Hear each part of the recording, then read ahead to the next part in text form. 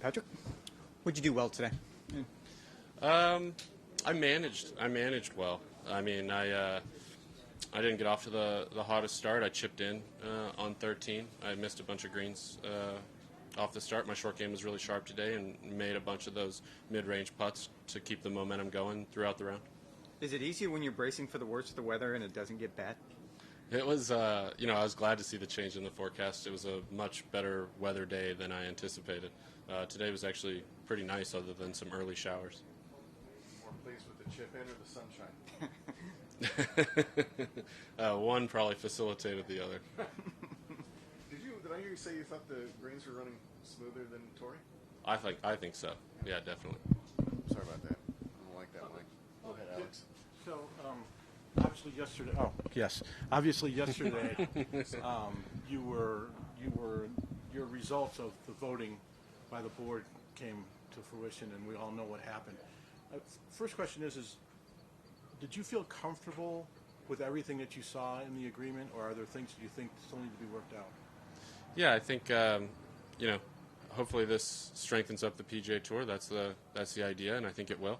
The investors that we have coming alongside are very experienced and very sophisticated, and hopefully it's a real positive step in the right direction. I think it will be. Jordan said that, the same thing you just said. I'm not suggesting that you're using the same cards to read off of, but the question is how is it that these guys, and how much involvement are they going to really have in what's going to be going on from an operational standpoint, day to day? What exactly are they going to be involved in? Yeah, I think anytime someone makes a sizable investment like that, they're going to be watching over the investment. And I think because of their sports experience, we'll really lean on their expertise to try to grow the sport and make it as good as it possibly can be. Is it too simple to say that half of the investment is just paying off a bunch of players? I don't think that really is harsh. I get it. I don't think that's really a fair characterization. I think it's bringing the PGA Tour into the future. And then when you talk about the future, and this came up, and it's a chance for us to do better, make our product stronger, etc. What exactly does that mean? How can I'm not suggesting everything's perfect, but what's wrong with it that needs to get better? Well, I think you've already seen some changes by the tour over the last couple of years, sizable changes, and so getting the top guys together. Getting the top guys together more often, which I think is good. This event you see has the strongest field that it's had in a number of years, and I think that's fantastic. I think that's what the fans want to see, and so I really hope that this deal brings about change that really makes it better for the fans, because I think they've suffered a lot over the last couple of years, and I hope that the product will be better for them going forward. The $12 billion valuation, are you what you've seen? Are you comfortable with that number? I don't know if that's really my place to say. I'm not an expert at valuing companies, especially one as complicated as the PGA Tour. So I'm not going to comment on that. That's not nearly my expertise. Okay. Rory made a comment earlier this week about the players who went to live who maybe wants to come back. And his comment was there probably should be it's better if the game is united. It's better if we're all united together. As someone who's probably going to be in some of those discussions if it comes to pass, do you agree with that? I think, everyone's divided. Like I've said, over the last couple of years, I've been pretty the same. I mean, people are welcome to make the choice that they'd like to make. It's a personal choice. It has been. And, as far as coming back, we'll see. It's up to a group of us. I know players feel all over the board on that issue.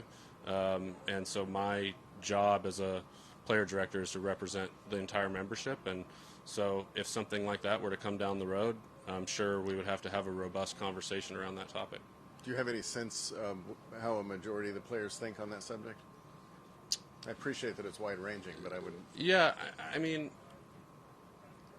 good question. I'd have to talk to them more to really understand. I mean, we've been so focused on this last, the last many months on this deal that I haven't really been putting a ton of thought into that until the moment comes, right, because I've been trying to focus on what's in front of me. How much time did you spend on the phone, would you say, from Sunday onward?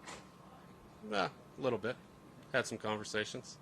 Could you try and quantify it without being exact? I mean, not 2, 3, 4. I mean, not as much as I've been golfing. That works beautifully. Were you surprised by the? I mean, some people have claimed it's a big distraction to be so invested in this thing and then try to play golf for a living. You seem to do okay, at least for today. Yeah, at least for today. I think, you have to compartmentalize. When you're doing what you're doing, you have to be as focused as you can be, and maybe it's a little harder with all the distractions, but I'm resolved to do as best I can at focusing at the task at hand, and I thought I did a good job of that today out there at Spyglass. Your allegiance, as you mentioned earlier, was to the players. Yep. Okay, but does that not change now that you're running a business versus being a nonprofit organization? I think the PGA Tour is a 501c6 nonprofit. That will stay the same, and one of the objectives of the nonprofit is to benefit the members, and I think this new paradigm will benefit the members, and so I don't think that's lost. And then yesterday we talked with Jordan about the need, I guess, to have the negotiations and ultimately bring PIF into the relationship. Do you feel that PIF needs to be part of this group anymore? I think the PGA Tour is definitely stronger after having this deal go through. As far as PIF, I haven't been having any, real conversations myself about that. So I think, that's a question for down the road for the board and for also the NUCO board to decide. Did you think of any of these answers while you were standing over a shot today? I didn't. I was focused out there. I mean, I missed so many greens. I was trying to get up and down. I wanted to go back to one kind of phrase you used about the fans suffering. How do you think they've suffered? What did you mean by that? Yeah, I mean, I think the uncertainty and so much conversation around things that aren't golf is not what people want to see. People want to see golf with the best players in the world playing against each other. They want to see as many shots as they possibly can, and I don't think they want to see or hear about this extra noise. Yeah, and on the product improving, I get a sense that a lot of the focus, at least from the tour side, is geared so much toward content and media. Is that accurate, do you think? And do you know exactly what that means, even though I'm in the media?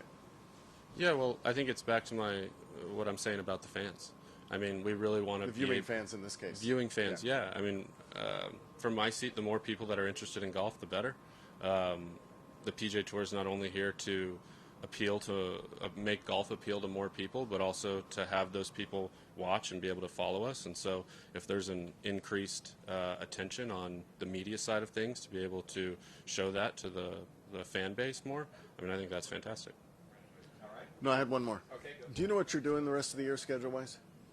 Yeah, loose idea, 80-90%. What would keep you from just saying exactly what you're playing this year? Is it because in case something comes up and you change your mind and you let somebody down, or? Yeah, I think for the most part that's mainly it, although I'm sure you could tick off the list a number of spots that we could bet come hell or high water I'll be there. I understand that. I guess what I'm getting at is we could. Today was a little better. We talk about the uncertainty of which tournaments are getting which fields, and I'm just wondering sometimes what keeps a player from what's that? No, I'm just kidding. What keeps a player from saying, "Look, I'm playing this year." Say that again. Well, I'm just wondering what would keep players from saying, "Here's what I'm doing this year." If tournaments have not so much complained, but talked about the fact we don't really know who's coming until. Probably, like you mentioned, a little bit of the letdown if the schedules were to change. You said you're coming and now you're not. And yeah, there could be. Yeah. Okay. All right. Thanks, Patrick. All right. Thanks, guys.